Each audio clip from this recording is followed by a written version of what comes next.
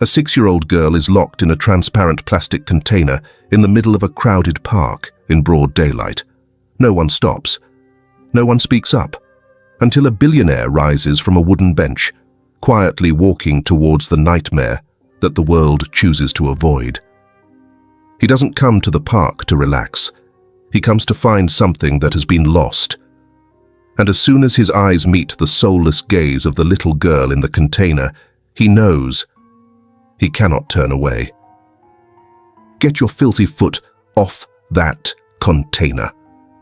That, little girl, is not garbage. She is a child. A simple statement, but it opens a journey to save a child from the darkness, and also saves him from the emptiness that has lasted for 4 years. The sky above Hillcrest Park was a solid, heavy grey. Dead leaves carpeted the paths like a tapestry of a dead season, rustling under the feet of those who didn't want to linger too long. Richard Morgan staggered through the old iron gates, dragging a rusty handcart behind him. Inside, a thin girl huddled, her hair matted and tangled like hastily tied rope. It was a large, transparent plastic water container, once used to store domestic water. Now, it was the child's prison. Casper, 6 years old, so dirty that no one could guess the true color of her skin. Her clothes clung to her like a forgotten rag after a rainstorm.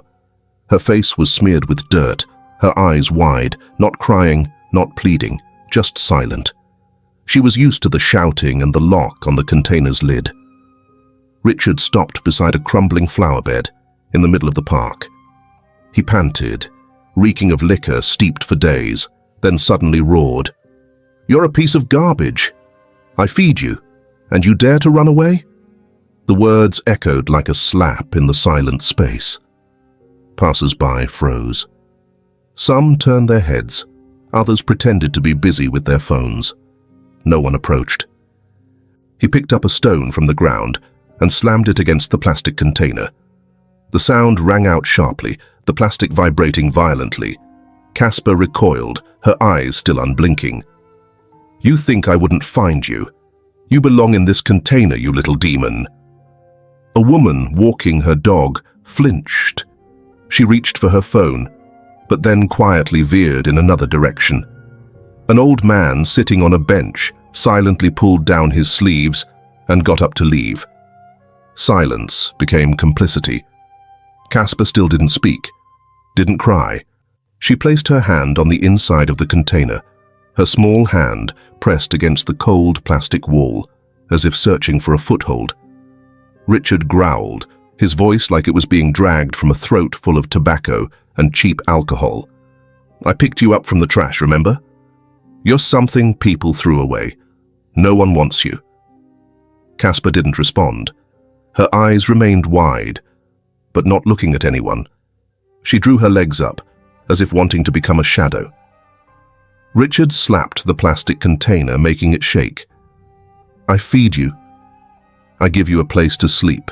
You think everyone in the world loves you? You're a burden, breathing garbage." A gust of wind swept through, carrying the rustling of leaves, but not enough to erase the words that cut like knives on skin. Casper shrank, hugging her knees, burying her face in her torn, sleeved arm. He leaned down close to the container, breathing heavily, speaking softly but more venomously than any sharp blade. "I told you to be quiet, but you still look at me like you're worth something. You think I wouldn't throw you away? Who do you think you are?" The girl still didn't cry. Not a single tear fell. A woman leading a small child walked by, turning her head. She stopped, clutching her purse strap tightly. The child asked quietly, "Mummy, is that friend locked up?" The mother didn't answer. She pulled her child away faster, not daring to look back. An old man walked slowly, frowning. He took a few steps forward, his voice trembling. "Hey, what are you doing to that child?" Richard spun around, his eyes bloodshot. "None of your business. She's my daughter. I'm disciplining her. You want to interfere." The old man paused. He looked into the man's eyes, like a wounded animal about to bite. Then he silently turned away. No one said anything else. No one approached. Richard slammed his hand on the lid of the container again. "You dare run away again, I'll feed you stones. You hear me? Ungrateful little demon." Casper recoiled. Her small hand rested on the container wall, not pushing out, not knocking, just resting, as if to remember that she still existed. A young couple walked by. The woman stopped, reaching for her phone, but her boyfriend gently pulled her arm. "Come on, honey. It's a hassle. No one will do anything anyway." They walked on. Their footsteps quickened, blending into the autumn wind. Richard roared once more, his voice hoarse, as if chewing over and over a moldy mass of anger. "You think I wouldn't throw you away? I just have to turn away, and no one will ask who you are. No one will look for you. You're invisible, you understand?" Casper didn't respond, but her eyes without tears, without light, still looked out, not towards the passers-by, not towards the bench or the tree, but towards an invisible void where she once hoped someone would stop. But there was no one. No one came forward, no hero in a cape, no parents running to embrace her, only the wind, and the familiar indifference of places where pain isn't loud enough for anyone to care. The morning in Hillcrest Park was as cold and silent as ever. The old trees trembled in the early wind, shedding their last leaves like memories no one wanted to keep. A man sat on a bench at the far end of the park, the same spot, unchanged for over 1,000 days. Brian Reed, 45 years old, tech billionaire, founder of the renowned Heartlight Foundation, an organization dedicated to supporting children after trauma. His name appeared regularly on the front pages of Forbes, the Financial Times, and primetime news reports about the financial market. People called him a strategic mind, the one redefining humanitarianism with a sustainable business model. But here, in the gloomy morning, in the quiet park, he carried no aura, no bodyguards, no escort vehicles, just a man waiting. 4 years ago, right here in this park, Casper Reed, his precious 2-year-old daughter, disappeared while playing with her nanny. He remembered the light that day clearly, pale yellow, gentle, seemingly harmless. Casper giggled as she chased a puppy passing by, her tiny feet bouncing on the grass. The nanny sat on the bench, glued to her phone screen, unaware that a small shadow was gradually retreating towards the trees behind. Less than 5 minutes later, the first call rang out. Frantic. Off-key. On the grass, only a cream-colored headband remained, lying askew like a full stop to an afternoon that seemed harmless. And from then on, Casper never returned. People searched, investigated. Security cameras malfunctioned, leaving no data. Every lead seemed to vanish into thin air. Only Brian remained. He returned to the park every day, at the same time, not to hope, but to keep the memory from being forgotten. This morning was no different. He arrived at 6:50 a.m., sitting on the wooden bench opposite the eastern row of trees. His eyes no longer scanned every corner as they had in the first year.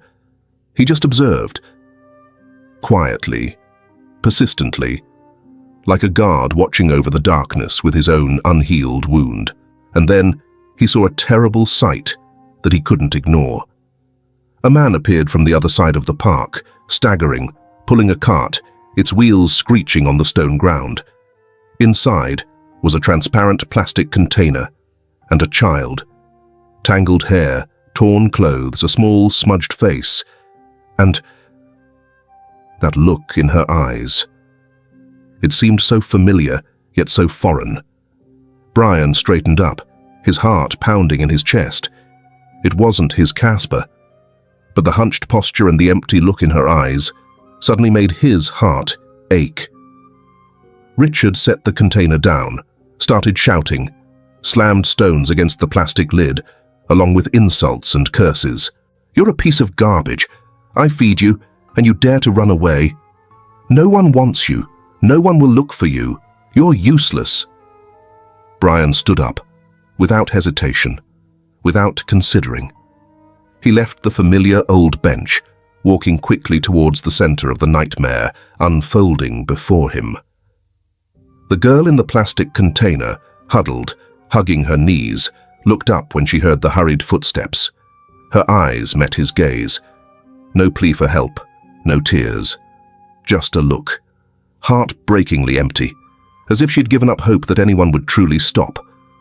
But for Brian, that moment, just a fleeting eye contact, was a point of no return. He knew he couldn't ignore it, couldn't turn away like so many others had done. Not because he was the father of the missing child from years ago, but because this little girl was also slowly disappearing, if no one reached out. And just as Richard raised his foot, about to kick the container again, the familiar kick, like a cruel ritual of sick power, a voice rang out. Not loud, but as sharp as a knife cutting through the atmosphere, thick with resignation. "Stop! Get your filthy foot off that container." Casper Grace. His child had not yet returned, but this morning, a nameless girl was seen, stood up for, protected. And Brian knew.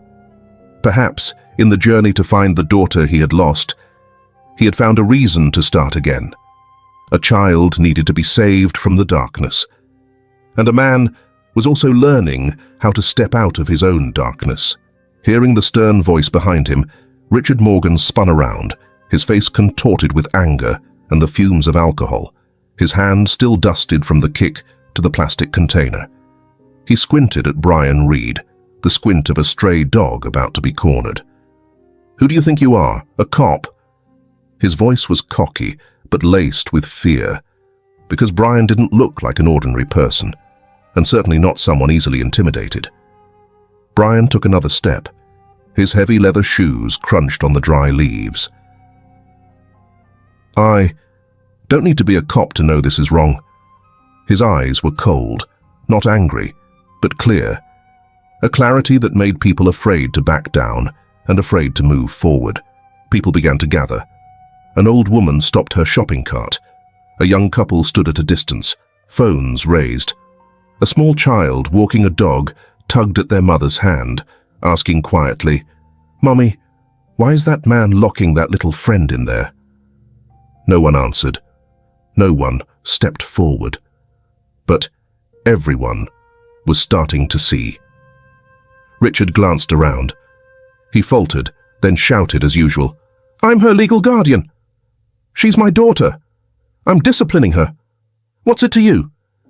Brian didn't take his eyes off the little girl. Casper's small hands were clutching the hem of her torn shirt as if it was the only thing she could cling to. Her hands trembled, but didn't let go. Her eyes were dry, not because she was out of tears, but because tears were no longer an option. Brian opened his phone, not to call, just to turn on the video recorder. He pointed the camera directly at Richard's face. "You're being recorded. Child abuse, emotional abuse, unlawful confinement. I'm going to send this footage to the police, to Child Protective Services, to the press, to anyone who needs to see it." He lowered the phone, but didn't turn it off. "I'm not going to let you do anything more to this child. Let her out." Not shouting, not forcing. But his voice was like a rock blocking a wheel. No one dared to roll on. Richard roared, as if the words had severed the last chain holding him to control. "Stay out of my business. This little brat is mine." He lunged forward, raising his foot to kick the container again. But he was too late. Brian grabbed his wrist in midair. A swift movement, extremely practiced. Before he could understand what was happening, he was flat on the cold ground, his back slamming into the paved path. A dry oof echoed. Casper closed her eyes, but didn't scream. Everyone held their breath. Brian didn't punch, didn't hit, just held his wrist, pinned to the ground. "Let her go!" Brian growled, making the entire park seem to freeze. A siren sounded in the distance, not echoing, but real. A police car was turning in from the side gate. No blaring sirens, just simply appearing. Brian let go, not afraid he would run, because people like Richard were only strong when no one resisted. A young police officer stepped out.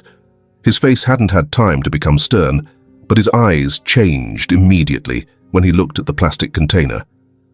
The second officer followed behind, older, calmer. The older officer asked, "What's going on here?" A woman's voice rang out from the crowd. "That man locked the girl in the container." This man stopped him. Another person added, "There's video. It recorded everything." Brian stood up straight, holding out his phone to the police. "My name is Brian Reed. This is the evidence. And the child needs immediate medical attention." The young officer looked at Richard, who was now sitting gasping, his eyes no longer filled with alcohol, but with real fear. He muttered, "I just wanted to teach her a lesson. She doesn't listen. She was going to run away." Casper still didn't say anything, but her eyes looked at Brian, not begging, not afraid, just expectant, as if asking, "This time, will someone really stay?" Brian didn't touch her. He just knelt down beside her, at eye level. "You don't have to be afraid anymore. No one is allowed to lock you up again." The girl's lips moved. No sound came out, but she nodded. A tiny nod, like the first sprout emerging from the cold earth. Richard was handcuffed and taken away. The crowd dispersed. The young officer knelt down and asked the girl her name. She didn't answer. She just looked at Brian. He didn't say anything more either. He just held out his hand. Open, not forcing. Casper didn't take it, but she scooted closer, almost leaning against his hand. That scooting closer wasn't loud, but it was enough to break down all the invisible walls that had bound her for months and years. In the sky, the first ray of sunlight pierced through the thick clouds. Not much, but enough to see clearly. The girl was still here, and someone had arrived in time. The midday sky plastered a layer of hazy light onto the concrete buildings. The wind didn't blow, but the air remained cold, the characteristic cold of places where no one wanted to stay long. The Central District Police Station. The interrogation room reeked of the stale odor of cold coffee and damp paper documents. A metal table stood in the middle of the room, pale plastic chairs, and fluorescent lights flickered intermittently on the ceiling, as if weary from the many broken lives that had been placed here. Casper sat on a chair, her feet not touching the ground.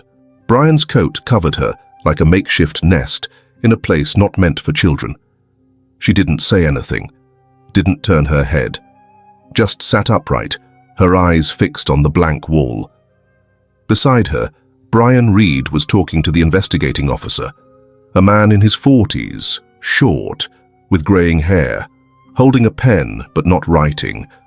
No birth certificate, no medical records, no school records. That guy, Richard Morgan, claims he picked her up at the landfill south of town. Brian clenched his hands, trying to stay calm. He can say whatever he wants, but she's not a discarded item. The officer glanced at the girl, his eyes full of familiarity with children who had no papers, no names, and no one looking for them. "You have no blood relation, not a legal guardian. According to regulations, we have to transfer her to a welfare center."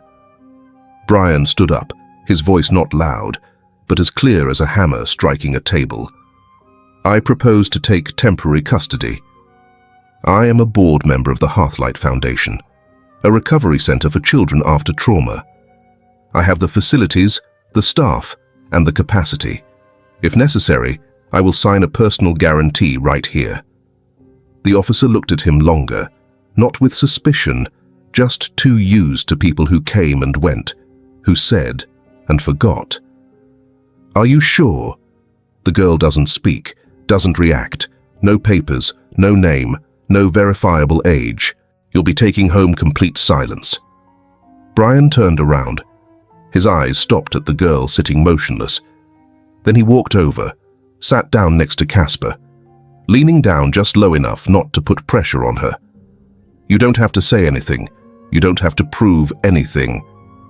He held out his hand, palm up. "You don't owe anyone an answer, not even me." Casper didn't look, but her eyes slightly shifted from the wall. Brian didn't withdraw his hand. "I just want you to know, even if you stay silent your whole life, I won't leave you behind." A long moment of silence, almost suffocating. Casper twitched her fingers, not touching him, but the hand that was hanging limp now, clenched, lightly, as if holding on to something in her small palm. The officer cleared his throat, then nodded. "I'll draw up temporary custody papers, but if there's any contact from family members or official guardians, you must cooperate." Brian nodded, clearly, without hesitation. "As long as no one wants to lock her in a container again." 15 minutes later, Brian signed the papers. Casper still hadn't said a word, but she didn't turn away when he took her hand, didn't flinch when he led her out of the brightly lit room. On the way to the car, he stopped briefly in the lobby.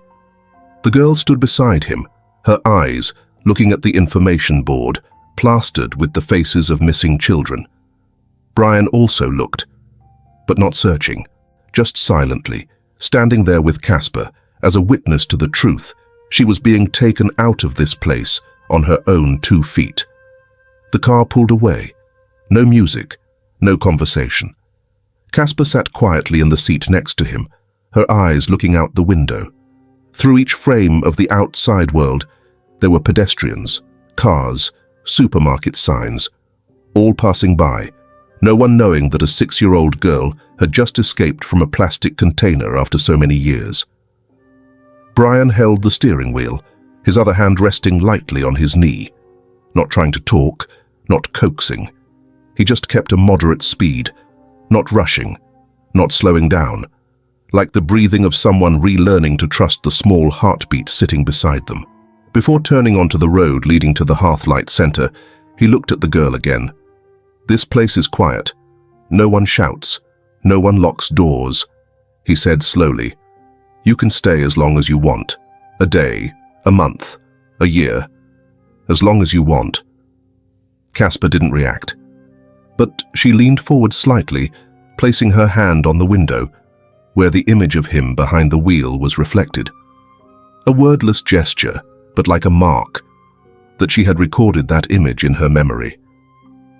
The car turned into the center's gate. The girl still didn't say anything, but didn't turn back, didn't ask who he was, didn't ask where they were going. Just followed, with small feet, and the silence had someone listening. The second-floor hallway of the Hearthlight Center stretched like a tunnel devoid of echoes. Soft yellow light bathed each white brick, as silent as the atmosphere itself. A place where people relearned to feel the world through wounds that hadn't yet healed. Brian Reed arrived at exactly 5 p.m. every day. Not early, not late, not stepping inside. He sat on the wooden chair placed against the wall opposite the room with the small sign that read, "Casper, Room 12. The chair was old, the backrest slightly broken, but he never complained. On his lap, there was always a brown leather briefcase, never opened. He sat there, hands clasped together, eyes fixed on the closed door. Casper still hadn't spoken, still hadn't cried, still hadn't touched anyone. She only wore a single old hoodie, green, with a huge dinosaur printed on the front, the sleeves too long for her wrists. It was the first thing Brian had left in the cloth bag when he took temporary custody. No one forced her to wear it, but she chose to. On the first day, she didn't leave the room. On the third day, she stood behind the door, looking through the narrow crack. On the fifth day, she sat right behind the door, as if guarding against someone not coming. The doctors met every week. The notes grew thicker every day. Closed off psychological trauma, no reflexes, no emotions. The girl doesn't react to loud noises, nor is she agitated. Signs of deep emotional disconnection. The girl doesn't avoid physical contact, but doesn't respond, as if her mind has been withdrawn from the world. A young doctor spoke up. "Should we try play therapy?" Another shook their head. "Not yet. She's not ready." Eleanor, the head of the therapy team, only said one sentence. "We don't open the room with therapy, but with presence." Brian didn't attend any of the meetings. He didn't ask about progress, didn't request updates. He just came, on time. Sat there, sometimes holding a piece of paper, sometimes just quietly watching. Some days it rained, some days it was sunny, but that seat was never empty. On the 8th day, Casper left something behind for the first time. When Brian arrived, he found a piece of paper folded in quarters on the arm of the wooden chair. No letter, no message, just a crayon drawing, scribbled, distorted. An adult, a child, sitting next to each other, not holding hands, not hugging. Between them was a small heart, colored over and over until the edge of the paper tore. Brian didn't open the briefcase, didn't take notes. He just gently folded the paper in half, placed it in his breast pocket. Then, as usual, he sat down. On the 10th day, the room door opened slightly, just enough to fit a cloth doll through. The doll's face was turned towards him. Its back was turned inward, like a reversed gaze. Brian didn't touch it.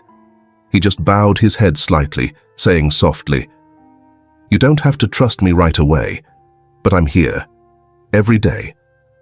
On the 13th day, another piece of paper appeared, taped to the inside of the door at the exact angle he could see from his seat. Only a scribbled chair, a pair of clumsily drawn glasses placed on the chair. Next to it, a wall with two eyes, no person, no words, no heart. But he understood. She sees me. Casper didn't speak, but every afternoon, she began to sit closer to the door.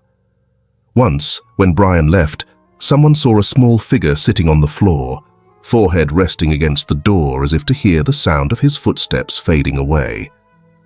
On the 15th day, Elina, the head doctor, said quietly to Brian as he prepared to leave, "We haven't seen a breakthrough, but the girl is reacting clearly, only to you." Brian didn't answer immediately.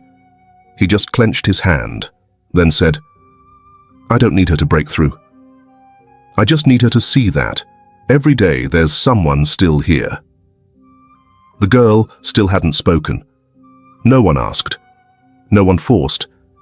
It was just that every afternoon, the wooden chair in the second-floor hallway still had a man silently sitting. Not because he was allowed, not because he was asked, simply because he chose not to leave. The afternoon on the second floor of the Hearthlight Center was always quiet. Footsteps echoed softly across the tiled floor, as if afraid to break something fragile being pieced together at last. Brian arrived, as usual. The wooden chair was still in its usual place. The leather briefcase still rested on his lap. His hands rested quietly on the wooden table next to the hallway. Today, there were no drawings, no letters, no toys. Only him. And the waiting. Casper sat inside. Room 12 was still closed. But today, something was different. No one saw it. No one reported it. Only Brian himself when he saw the doorknob turn slightly. A small click, The door opened, slowly, cautiously, just enough for a pair of small eyes to peek out. No footsteps, no words. Casper peeked her head out for exactly 3 seconds, then closed it again, lightly, without a sound. Brian didn't get up, didn't call her name. He just bowed his head, opened his briefcase, and took out a piece of crayon paper. He placed it on the chair.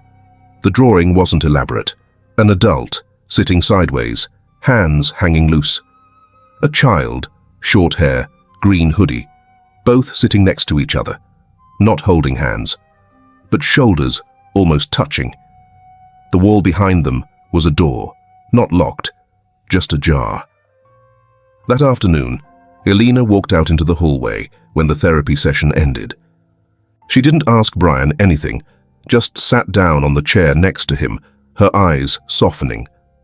The girl isn't mute. Brian wasn't surprised. He just waited for the next part. Elena nodded slightly. She's testing the world, little by little, seeing if it will betray her like what happened before. Brian looked towards the door of room 12. Silent. I don't knock, but I'm always sitting here. Elena smiled, standing up. That's enough. The next day, when Brian arrived, a piece of paper was taped to the inside of the door, low enough for an adult to have to bend down to see it, but just right for a 6-year-old. Scribbled letters, no signature, no drawing, just 3 words. I still see. Brian didn't respond, but that day he took out something else from his inside pocket, a small key attached to a soft leather cord. He placed it in a white envelope, then gently left it in front of Casper's door. No words, no knocking, just a small note attached. This is the key to my office. If one day you feel safe, just come in. That afternoon, no door opened, but the hallway camera recorded. 5 minutes after Brian left, a small hand reached out through the crack in the door, taking the key. 3 days later, the hallway cleaner reported, Brian's office had been opened when he wasn't there. No belongings were disturbed, just a new item. On the desk, there was a green paper dinosaur, clumsily folded but carefully. Inside its belly, hidden a small red bead. Brian knew. It wasn't decoration, it was the first sign of trust, fragile but real. That evening, he didn't go to the center, not because he forgot, but because he wanted to see if the key would help someone be brave enough to step over the threshold that had never truly been safe for her. And at exactly 5:08 p.m., the office door clicked open. Casper walked in, not calling, not searching, just placed a second dinosaur, this time yellow, on the desk, then left. No one in the hallway saw her, only the camera witnessed it, and Brian, the next morning, found the gift placed next to the old photo of his daughter. The girl hadn't said anything, hadn't smiled, hadn't sat with him once. But the door was no longer closed. It was ajar, and a child was learning how to open it little by little, not with words, but with the key he gave her, and the silence he never left. Light rain fell from early morning. Tiny drops of water collected into long streaks on the office window on the 3rd floor of the Hearthlight Foundation building, where Brian Reed stood with his back to the world, his eyes fixed on a newly printed old photo. No one spoke. The room was steeped in the kind of silence that only exists in places where the truth has just emerged from the darkness. On the table were a series of documents. The missing person file of Casper Grace Reed from 4 years ago, marriage certificate of Brian and his ex-wife, medical records, and a newly found photograph taken by a volunteer during a charity event 2 years ago. In the photo, a girl with tangled hair, thin, holding Richard Morgan's hand tightly. Both were standing in front of an abandoned warehouse on the outskirts of town. Claire, Brian's legal assistant, turned each photo slowly, as if each layer of truth needed to be peeled away by bare hands. She placed the DNA test results received this morning on the table.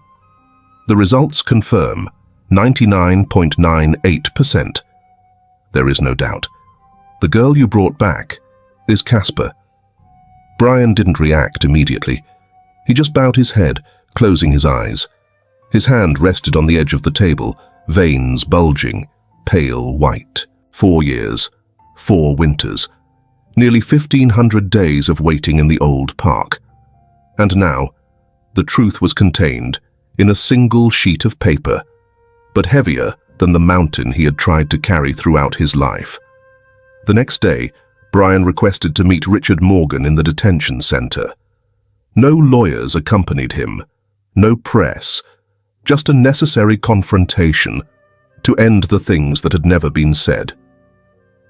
Interrogation room 6 was cold and bare, with only a metal table and 2 chairs facing each other. On the wall was a clock running slow, as if time itself was reluctant to continue. Richard entered with his hands cuffed in front of his stomach, his eyes darting around, his hair matted, the prisoner's clothes baggy. He stopped when he saw Brian already sitting, empty-handed, expressionless. "Ah, it's you," Richard sneered. "I guess it was time you came sniffing around." Brian didn't respond. He just looked at him, his eyes as silent as cold stone. Richard leaned back in his chair, his voice grating each word. "I didn't kidnap her. I found her in the landfill near Hillcrest Park. Her eyes looked at me like a puppy. No father, no mother. You know the type, right? No one wants them." Brian clenched his hands slightly, still not interrupting. "I fed her. I gave her a place to sleep. I raised her. Without me, she would have died a long time ago." He slammed his hand on the table. Metal against metal, the sound echoing. "That girl is mine.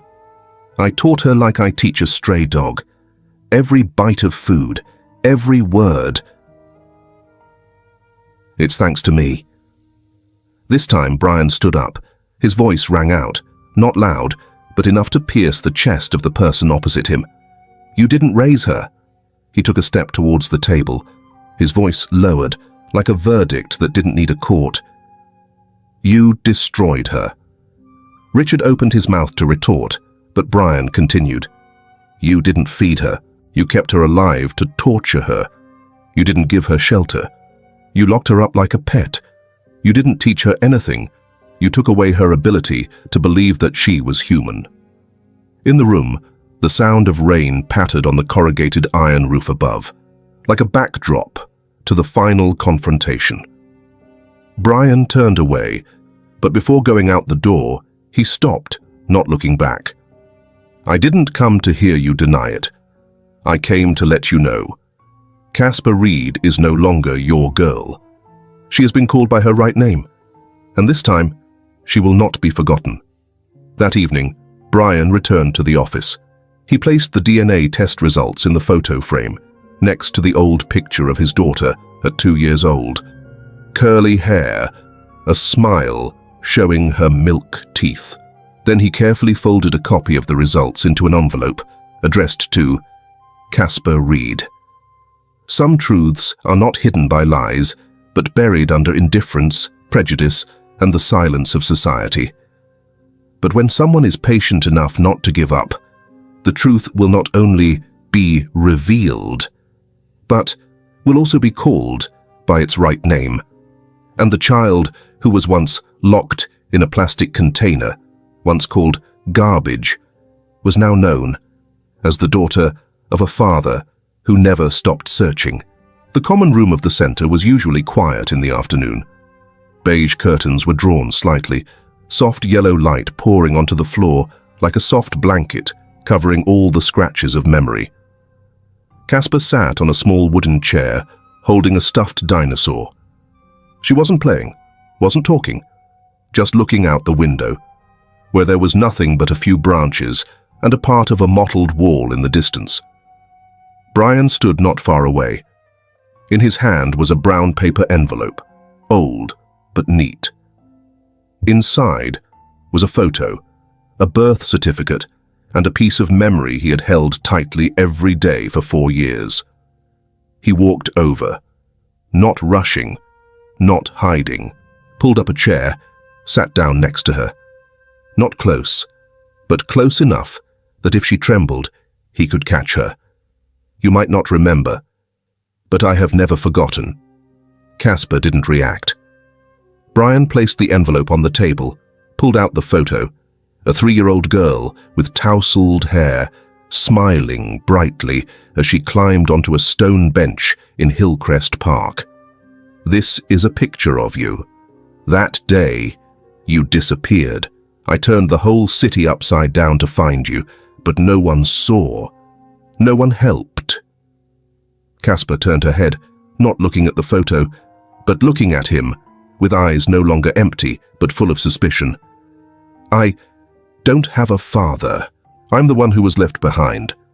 Her voice was small, but clear, like a knife cutting across a painting being patched up. Brian clenched his hands slightly, then unwrapped each word as if unwrapping shards of glass in his palm. No, you weren't left behind. I lost you. From that day, not a single day did I stop searching. Casper bit her lip. Her eyes weren't red, but moisture began to collect in the corners of her eyes. Then, why did you only come now? A question, but a silent accusation. For the years she lived in the plastic container. For the winter nights no one called her name. For the times the door only opened to deliver a beating. Brian didn't avoid it. He bowed his head, took a deep breath. Because finally, you called me. Casper paused, unblinking, her gaze confused, as if she herself didn't believe she had done that. Brian leaned in, not forcing, not pulling. He held out his hand. Very lightly, very slowly. When you put the doll outside the door, when you drew the chair, when you left the dinosaur on the desk, those things were as if you were saying, "Father, I'm still here." The girl didn't nod, didn't refuse, just sat there, her eyes leaving him, looking down at the dinosaur she was holding. A tear fell on her hand. Casper didn't cry out loud, just trembled silently. After a long moment, Brian spoke, his voice low, as if speaking to a memory. I can't go back to the past to stop everything, but from today, I will sit next to you every day. Not to redo, but so that you don't have to go on alone anymore.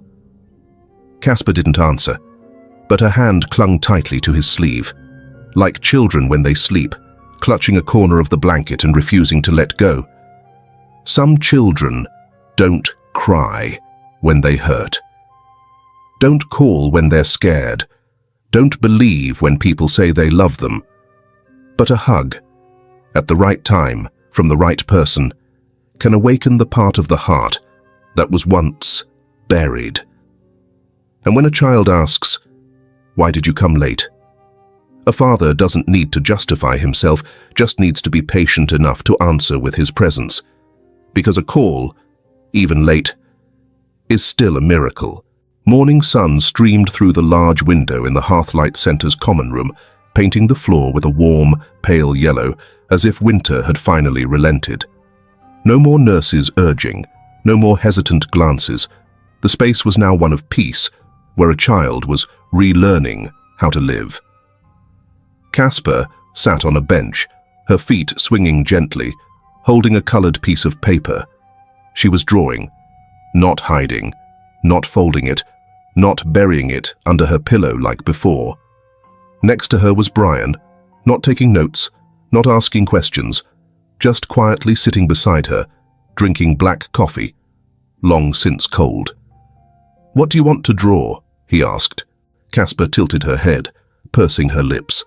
Her eyes were much brighter than the first time he met her. "A dinosaur. Going to buy ice cream." Brian chuckled softly. "What flavor does it want?" The girl pondered, then replied, "Mango flavor and grilled corn flavor." A quirky, childlike answer, but full of life. It was no longer the voice of a child locked in a plastic container, but the voice of a child growing up. 3 days later, the center's report arrived on Brian's desk. Title: Recommendation for Legal Home Care Restoration. Casper Reed, Professional. Conclusion: Psychological state stable. No more panic reactions. Capable of establishing emotional attachment. Has recognized and accepted the relationship with her biological father. Brian read it, didn't smile, but he held the paper in his hand for a long time, as if wanting to make sure that every word was real. That afternoon, he and Casper went shopping. For the first time, not buying aid supplies, not donated items, but new clothes, chosen by the girl herself. The children's store was brightly colored. Casper walked in slowly, still holding his hand tightly. But her eyes didn't hide behind him like before. "What do you like?" Brian asked. Casper didn't answer immediately. She quietly went to a corner, then pulled out a mint green hoodie with a picture of a dinosaur wearing a sun hat. "I like this one," she said, "but it's probably very expensive." Brian knelt down, his eyes level with hers. "You don't need to ask the price. Just choose what makes you happy." For the first time, Casper smiled. A real smile. Not a forced smile. Not a social smile learned from adults. But a smile as if she had won something very big in her heart. That evening, at Brian's penthouse, they had dinner together with ready-made spaghetti. Casper sat at the head of the table, the new hoodie worn before it could be washed, still with the fresh fabric smell. When Brian was clearing the plates into the sink, the power went out. The entire apartment was plunged into darkness. No screams, no tears, just the sound of light footsteps. Then a tiny hand grabbed his hand, tightly, without trembling. Casper's voice rang out, unclear, but full of trust. "You're not going anywhere, are you?" Brian turned around. He couldn't see his daughter's face, clearly, in the dark. But he could feel it, through the squeeze of her hand, through her even breathing. "No, I'm not going anywhere, even when there's no light." Casper didn't answer, but she rested her head on his shoulder. In silence, without fear, without doubt. Just a lean, small, but a whole world recovering. The next morning, when the sunlight filtered through the gap in the curtains, Brian woke up early, as usual. On the dining table was a yellow piece of paper, drawn with markers, a house, an adult, a child, a dinosaur wearing a hat, and the scribbled words below, short and sweet, home. Not all healing journeys need a miracle. Sometimes, just a small hand squeezing yours in the dark. A question: "You're not going anywhere, are you?" And a promise, kept forever: "No, even if the lights go out, I'm still here." Because the first drop of water that falls is not a tear, but the belief that begins to call out in words. Courtroom number 4 was located on the second floor of the Central District Courthouse, where the white-painted walls had turned old yellow and the wooden floors creaked with every step. Light from the windows filtered through the iron bars, illuminating the faces of those present in the courtroom. A light that could not be denied, as the truth finally demanded its place. Brian Reed sat in the front row, not wearing luxurious clothes, not preparing a speech, just a file in his hand and a calm gaze looking forward. Casper was not present. She was kept at the center according to the recommendations of psychological experts. But Brian knew, even without being there, her presence was the only reason this trial existed. Richard Morgan sat in the defendant's chair, his hands cuffed in front of his stomach, his hair disheveled, but his eyes still darting around. He had never thought he would have to stand before the court for raising a child without papers. The judge, a woman in her 50s with speckled grey hair, bright eyes, opened the file, reading each word clearly. Richard Morgan, You are charged with the crimes of unlawful confinement of a minor, child abuse, concealment of personal information, and evasion of legal responsibilities related to a missing person." He sneered. He had never believed the legal system could overturn what he had carefully hidden for 4 years. An appointed defense attorney sat next to him, but remained almost silent. No one had any defense for the indefensible. The trial proceeded quickly, without being lengthy. The evidence was too clear. The DNA records, the missing person report of Casper Grace Reed from years ago, the results of the investigation at the scene, and the testimony from Brian and the team of experts. No surprises. No recantation. Only the truth, step by step, brought to light. At the very end, the judge looked up, looking towards Brian. "Mr. Brian Reed, as the legal guardian of the victim, do you have anything to say before the court pronounces sentence?" The room fell silent. All eyes turned to him, the man who had sat outside the center's hallway for months, not demanding, not getting angry, not complaining. Brian stood up, not holding paper, not looking around, just looking straight at the judge. His voice was not loud, but certain. "I did not come here to condemn anyone." He paused for a beat, then continued, "I just want to say that the child who was locked in a plastic container for so many years, she is not invisible. She is not a troubled child. Not a child no one wants. Not society's burden." He turned towards Richard, without animosity, without triumph. "That girl is my daughter." A minute of silence spread throughout the room, unrequested. It was not silence because of emotion, but silence because everything had finally been called by its true name. The judge nodded slightly. Her face was stern, but her eyes softened. "The court acknowledges the statement." She looked at Richard. "Defendant Richard Morgan, you are sentenced to 18 years in prison, without parole for the first 12 years. Accompanied by civil liability for the medical and psychological therapy costs of the victim." He said nothing. For the first time since the beginning of the trial, Richard didn't argue, didn't struggle, just bowed his head, a bow not because of remorse, but because he knew he had lost completely. After the trial, Brian didn't talk to the press. He didn't answer reporters, didn't make any further statements. He just walked out of the building, stood in the afternoon sun, his eyes looking up at the high sky full of drifting clouds, not to celebrate, but to take the first deep breath after years of suffocating in unanswered questions.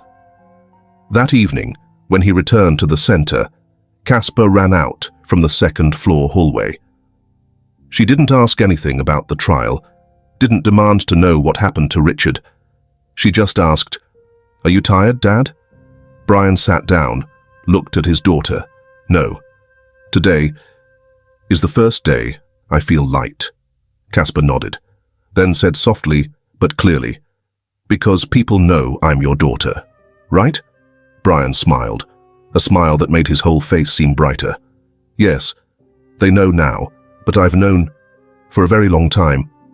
Some trials are not to condemn, but to confirm that a child who was once forgotten truly exists. Not a number, not a strange case, not a burden, but a daughter."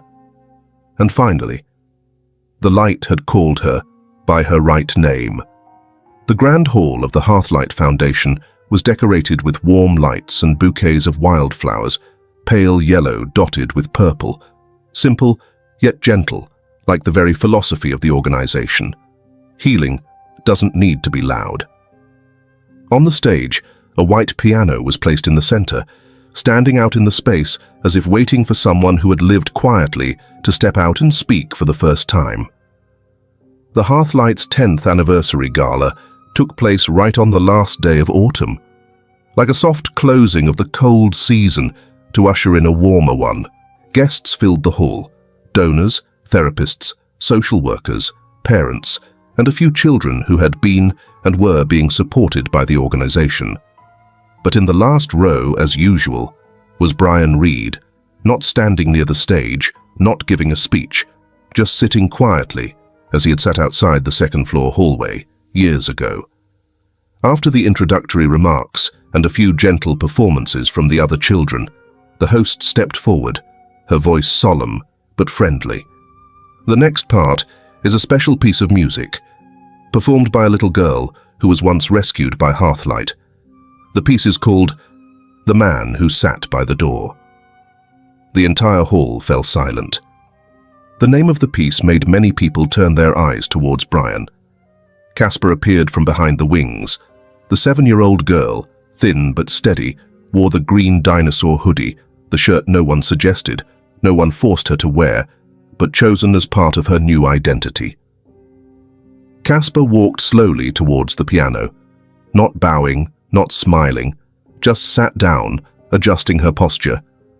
Backstage, Elena, the head of the therapy team, stood to one side, watching the small figure. Before Casper stepped out, Elena had said softly, "You remember you once said you would never play music in front of strangers." Casper didn't look up. She only replied quietly, "Back then, I didn't believe anyone was really listening." Elena paused, but then she just smiled, patting the girl lightly on the shoulder. "So today, who are you playing for?" Casper said softly, "I'm playing for the one who sat waiting." The girl placed her hands on the keys. The first notes rang out, light, slow, almost hesitant. Each piano key was like the first step of a child who had learned to walk in the dark. Then the melody gradually became steadier. Not complex, not elaborate, but with a heartbeat, with emotion, with images, like a door opening to a long hallway where a man still sat there every day, even though no one could see him. Below, Brian bowed his head slightly, not covering his face, but his eyes welled up with tears. Claire, the legal assistant, sat next to him, tilting her head to whisper, "Are you sure she's okay?" Brian nodded. His voice was choked but clear. "She's not playing for anyone else. She's playing for herself."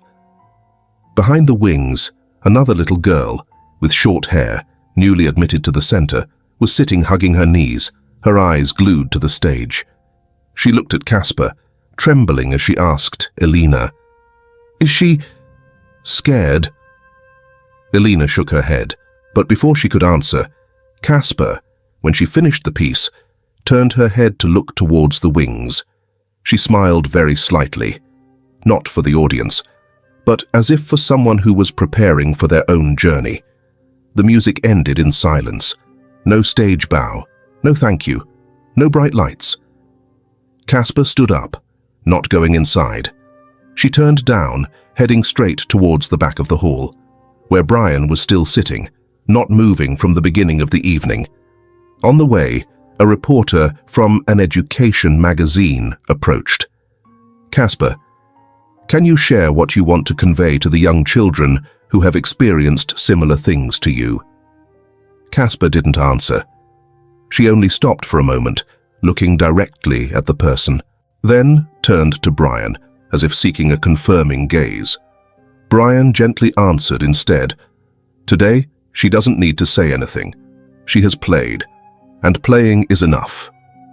The reporter was silent, stepping back. Casper continued to walk forward. When she reached the last row, she didn't ask, didn't hesitate, just sat down next to Brian, her small hand placed on his hand, warm, steady, not trembling. Her voice rang out, only loud enough for the two of them to hear, but loud enough to engrave itself on the hearts of anyone who had ever feared being left behind. "Now it's my turn to sit there, and I'm not leaving." Brian didn't answer immediately. He just looked up at the stage, where the music had just ended, where a child who had once been locked in a plastic container had dared to step out, dared to play music, dared not to bow her head.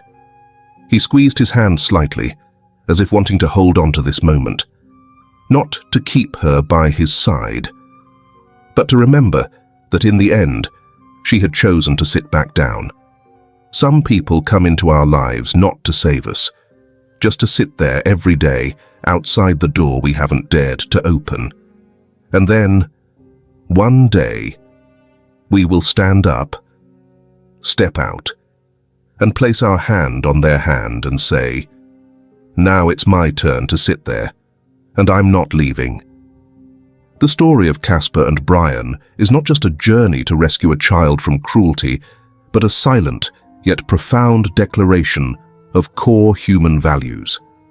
Every person, no matter how small, wounded or forgotten, deserves to be seen, to be loved, and to be called by their right name. In the midst of a noisy world, where people easily turn away because it's not their business, that child was locked in a plastic container in the middle of a park, a public place in broad daylight, and no one stopped. It's a realistic and heartbreaking image of how modern society can inadvertently collude with evil through silence. But even in that silence, just one person standing up can change everything. Brian is not a superhero, doesn't bring magic. He just chooses not to turn away. And that choice is a small light that ignites hope for children who no longer believe anyone will come. The greatest value of the story lies in perseverance and unconditional love. It's not enough to rescue in a moment. Brian not only pulled Casper out of the plastic container, he sat there every day for months silently, without demanding anything. He waited. He was patient. He allowed the girl to be silent, to be scared, to try to place her trust again in her own way. The story reminds us that healing doesn't come from coercion, but from a presence that doesn't leave. What about you? Are you carrying a certain Casper inside you? Is it the child within you who was once abandoned, who was silent for too long without anyone seeing? Or have you ever passed by someone who needed to be listened to, but bowed your head and kept walking because you didn't know what to do? We can't always save the whole world, but we can choose to sit next to one person every day and say, "I'm here. Whenever you're ready, I'm still here." How has your life been lately? Is there anything that makes you tired or makes your heart feel lighter? Whether you are in a beautiful, sunny day or in the middle of a downpour of emotions, I hope you always remember, someone is listening, is caring, and is ready to accompany you. Thank you for spending your precious time with us. See you in the next story.